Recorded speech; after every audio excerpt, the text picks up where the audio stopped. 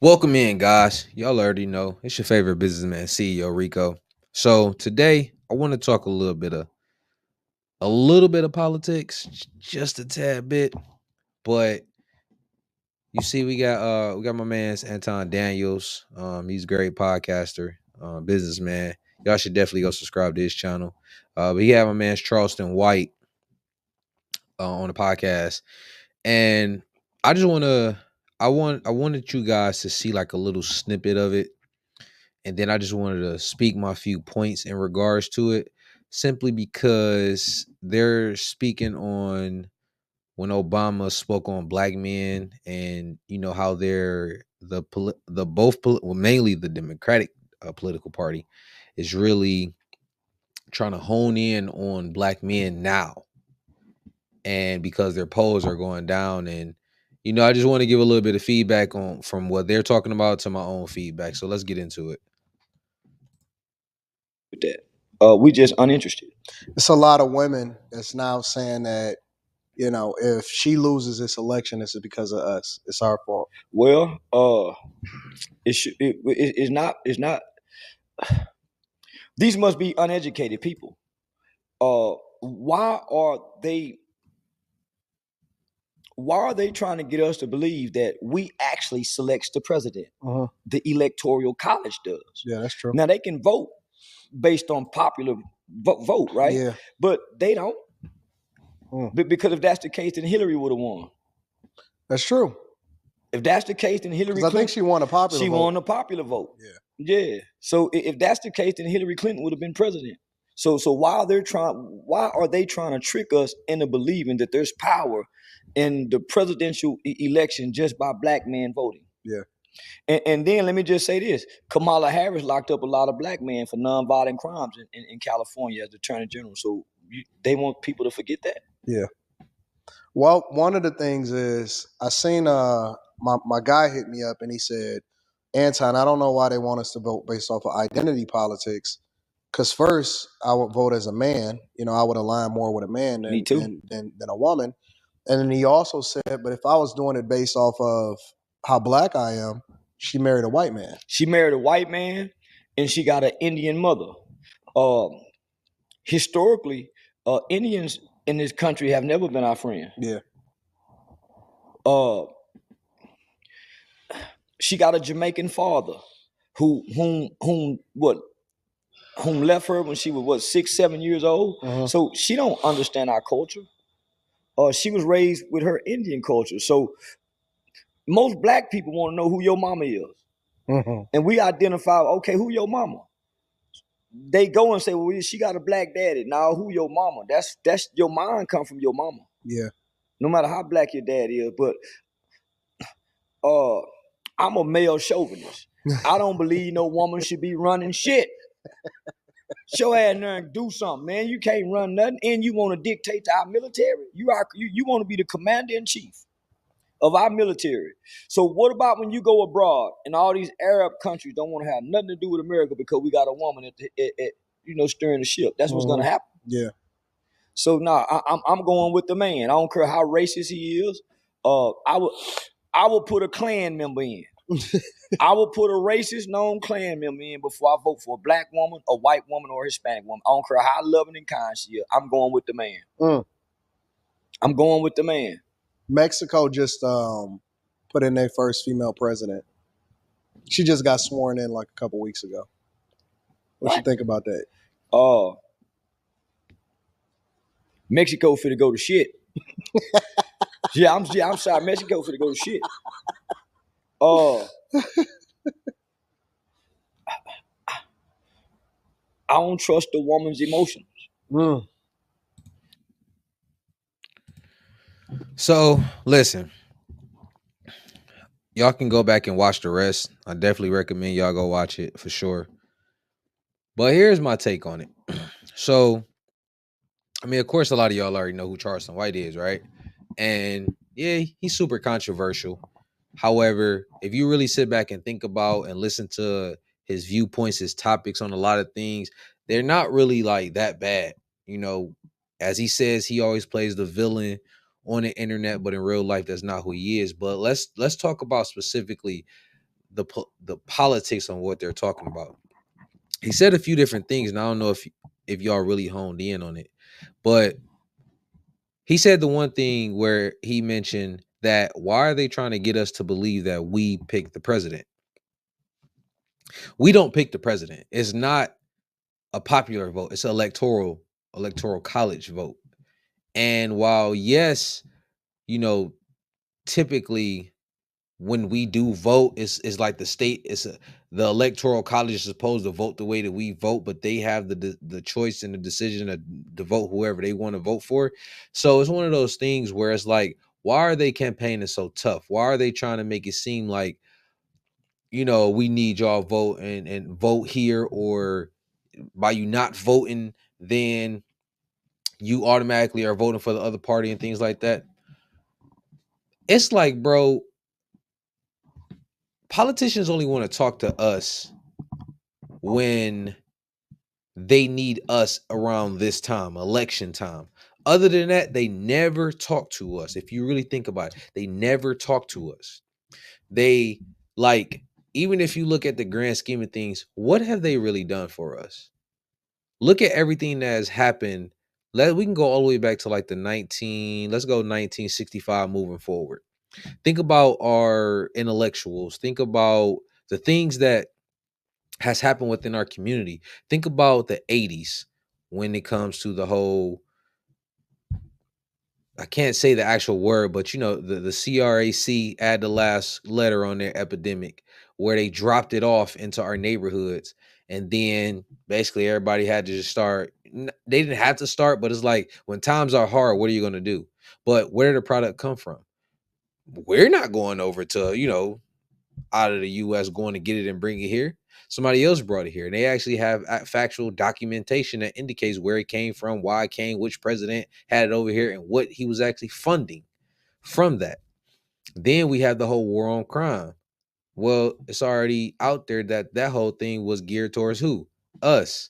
So it's like, this particular party is not really for us when you think about it. They've came out with a number of things that was against us.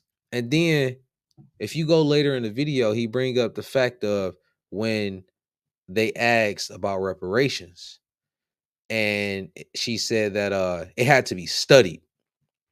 But it's like, wait a minute. Y'all created the like laws regarding the alphabet community. And I understand it. It is the LGBTQ, what is it, IA plus or something like that. But listen, we call it the alphabet community because there's always another alphabet added. So please don't take offense, and just please don't take offense. That's just, it is what it is. And then you have the Asian hate crime bill. So it's like, wait a minute. Y'all create all these laws and everything specifically for them, but when it comes to the black community, we have no specific laws that are specifically dedicated to us. And then when when we have the conversation about reparations should be talked about given the financial means to build the infrastructures that we need so we can become solely dependent. However, they're not gonna give us what we need to be solely dependent, because at the end of the day, we're still the commodity that they need in order to pump everything up. We're the entertainment class. That's really what we are. That's all that they see us as, is entertainment. Why is it that every time this time comes around, every 4 years, where do they go to communicate to us? They go to entertainers. If you continue listening to more of the interview, they had Megan Thee Stallion shaking that thing at the it wasn't the DLC, but they had her when she was on stage, her shaking that thing. You had they had Migos, they had you got Usher, you got, as they said, Lizzo. It was some other it was some other entertainers that they had. Then we move on, they go to the churches. There's so many things that they do right in our face where it's like, you really want us. Now, mind you, we have a bad rep as black men, right? They always say, oh, we're violent, or, we're not good dads, all these different things. However, when you actually start to look at the statistics, there's only a small number of us that actually father a large majority of the kids in this community. There's about 50% of us that's actually in the middle class and that don't even have kids. And then you got another portion that's married with children. And then the statistics already came out as well that we are actually the best dads, right? Why do you think that y'all can that people can come out and try to shame us and say, "Oh, you're not voting for her, and this is a disgrace." All these different things. It's like, hold on, wait a minute. You think that we don't have our own voice? You think that we can't speak for ourselves, can't think on our own? You think that you can come out and just simply try to shame us to where it's like, oh, if we don't do what you want, what's on your agenda, that we just supposed to fall in line? Listen, guys, I'll tell y'all straight up. That stuff is slowly coming to an end. The whole fall in line and the where you want our women to lead us and all like that. Nah. If y'all haven't noticed, there is a huge issue within our community, and we're slowly starting to change it because more of us men are starting to come together, and especially when it comes to the airways, social media, stuff like that. More of us is actually throwing our hats into this social media ring, and we're starting to voice our opinions. And a lot of people are starting to get real upset about it because we're actually taking the time out and we're looking at things and we're saying, no, we're not dealing with this BS no more. Like, there are so many things that goes on within our communities, and it's like it goes on simply because we're not stepping up doing anything about it. But that is slowly changing. I want to say it was 2 years ago. I just want to speak this point right now, because the thing that this party is pushing, and mind you, I just want to say I'm not for either party, because both parties have BS that's going on, and then both parties got things that I agree with, right? So it's a disagree and agree. However, I'm gonna simply pose this one question for everybody watching. What has the parties done for our community? And please do your research on stuff before you just come out, because I don't want to hear about no social welfare programs. I don't want to hear about none of that. What has any party done specifically for us that has bettered our people and got us in better situations? Now back to the story. 2 years ago, my daughter comes home. She says, "Dad, I seen a boy's private part on TV." And I'm like, "What?" Because it's like, what do you mean seeing a boy's part? I'm like, explain, like, what happened? What are you talking about? So she has said that somebody, I guess somebody, because it was a cartoon or something like that, somebody bust in like the bathroom or something like that. And I was like, so was it like you seen it for like a quick second and they turned or something? She was like, yeah. And I was like, okay, well, they bust into to the bathroom, and I mean, they hurried up and turned away or whatever. Now, of course, in my mind, I'm like, all right, that's still kind of inappropriate because it's in school. Second grade, I should say. Is they still in school, but whatever. So, like, they was in the bathroom, we brushed it off.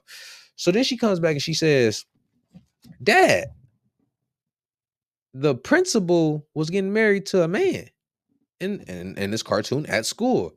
And I'm like, wait a minute. I'm like, what? So I'm like, wait, you seen two dudes getting married? And she like, yeah, they was walking. I'm like, what cartoon is this? Guys, you won't believe what cartoon it was. It was Arthur. Yeah, the same Arthur that we all grew up on, where with DW and all. Yeah, they got that playing in the schools now. So while I understand we have these conversations about, the LGBTQ, everybody got freedom, and all, but it's like, bro, y'all putting this stuff into our kids' faces as if that's okay. And I understand why y'all do have an agenda, but we have our own agenda to where y'all are not going to force us to not raise our children. Y'all are not going to tell us what to do with our families, with our kids. And we already see all the different things that has happened from somebody else telling or telling us what to do, how to do it, or just fall in line. Guys, we're no longer falling in line. That's over and done with. Like, we're standing up and we fixing a lot of this stuff slowly but surely. we fixing it. And it's not to say it in like any type of negative way, but it's like y'all can say whatever y'all want.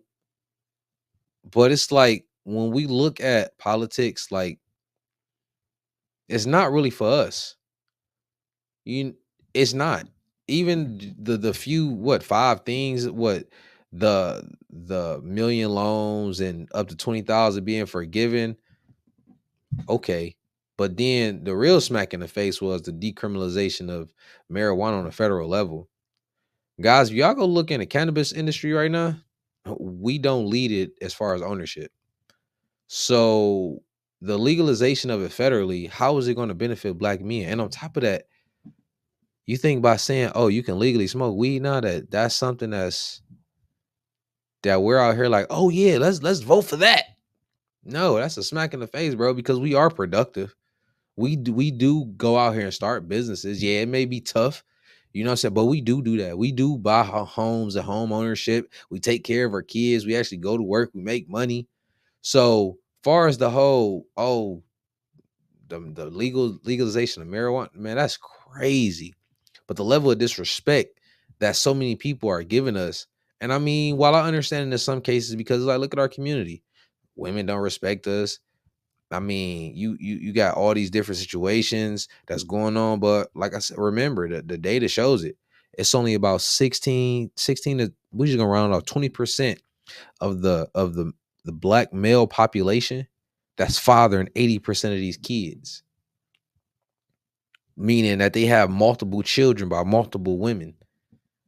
So let's stop painting this narrative that all of these problems are ours as a whole. It's not. But trust and believe, we're going to get it back together. And trust and believe, just because a portion of the men are not voting for her, don't necessarily look at us as like, oh, that's a bad thing. Give us the respect that we deserve and the respect that we demand, because nobody's just going to sit here and try to guilt trip us or tell us, oh, you just need to fall in line. Nah, that shit is over with. So, guys, tell me what y'all think in the comments. How do y'all feel about the whole situation that's going on? And make sure y'all like and subscribe and hit the thumbs up button. Peace.